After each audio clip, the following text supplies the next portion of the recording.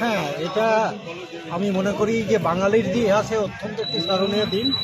নজরুল ইসলামের 1 বছর সশ্রম কারাদণ্ড হয়েছিল। প্রেসিডেন্সি জেল, এটা Alipore central jail, Hooghly jail এবং বহরমপুর জেল, এই 4টি জেলে তিনি 1 বছর যাবৎ কারাদণ্ড পেয়েছেন এবং সবচেয়ে বেশি তার কারাজীবন কেটেছিল বহরমপুরে। এই বহরমপুর জেল থেকেই 1924 সালের 15 ডিসেম্বর তিনি মুক্তি লাভ করেছিলেন। আমার মনে হয় যে এই চর্চাটা অত্যন্ত প্রয়োজন। যেটা আবরার সাহেব বলছিলেন যে আজকে ভারতীয় যে প্রেক্ষাপট, সেই প্রেক্ষাপটে নজরুলের চর্চা একান্ত প্রয়োজন, শুধু তরুণদের জন্য নয়। আমার মনে হয় আমার মতো বুড়ো পাকাচুলের লোকরাও নজরুল সাহিত্য পড়ে, নজরুলের সঙ্গীত শুনে উজ্জীবিত হবে। তরুণ সমাজ তো হতেই পারে। সুতরাং নজরুল চলে গেছেন, তিনি কিছু জানবেন না, শুনবেন না, কিন্তু আমরা এই দিনটাকে উজ্জীবিত করলে, নজরুলকে চর্চা করলে আমরা উজ্জীবিত হতে পারি এবং জাতীয় জীবনে, বাঙালির জীবনে, এই দেশের জীবনে একটা পরিবর্তন, ইতিবাচক পরিবর্তন হতে পারে। সেই জন্যই আমার প্রস্তাব।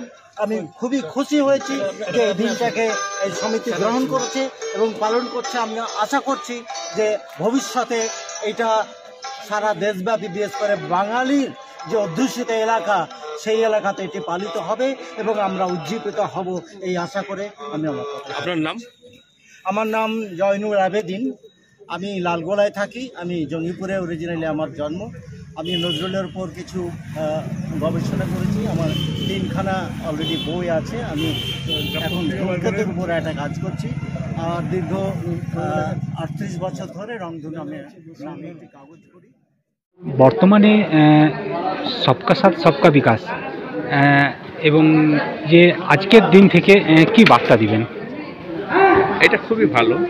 সবকা সাথ সবকা বিকাশ আর সবকা বিশ্বাস, তার সঙ্গে আমাদের মাননীয় প্রধানমন্ত্রীজি যোগ করেছেন এবং এটা খুবই উপযোগী যদি তার সুচারু যদি তার প্রয়োগ হয় সমাজে। নিশ্চয় এটা ভারতবর্ষের ঐতিহ্য, সংস্কৃতি এবং ভারতবর্ষের মূল ধারার সঙ্গে যুক্ত, সবকে নিয়ে পথ চলা, যেটা ভারতবর্ষই পারে এবং আমাদের মাননীয় প্রধানমন্ত্রী সেটাই তুলে ধরতে চেয়েছেন। এটা খুবই গুরুত্বপূর্ণ এবং উপযোগী বলে মনে করি। বর্তমান সময়ে যে আপনার এখন কি মনে হচ্ছে যে নেতাজি বা কাজী নজরুলের অভাবটা বুঝতে পারছেন? চরমভাবে বুঝতে পারছি। কেননা মানুষের যে বিদ্বেষ ছড়াচ্ছে, নজরুল ইসলাম, সুভাষচন্দ্র, এদের যদি অনুপ্রেরণা না থাকে, এদেরকে যদি আমরা পাথেয় না করি, তাহলে সমাজ আরও খারাপের দিকে যাবে। এবং সেটা আমরা সবাই, হিন্দু, মুসলমান, বৌদ্ধ, খ্রিস্টান, ভারতবর্ষে যারা বসবাস করি, সবাই একই পথের যাত্রী বা একই নৌকার যাত্রী। সেই নৌকার কোথায় ছিদ্র হলে সবাই আর নৌকা ডুববে, আর নৌকা ডুবলে হিন্দুও বাঁচবে না, মুসলমানও বাঁচবে না, খ্রিস্টানও বাঁচবে না, কেউ বাঁচবে না।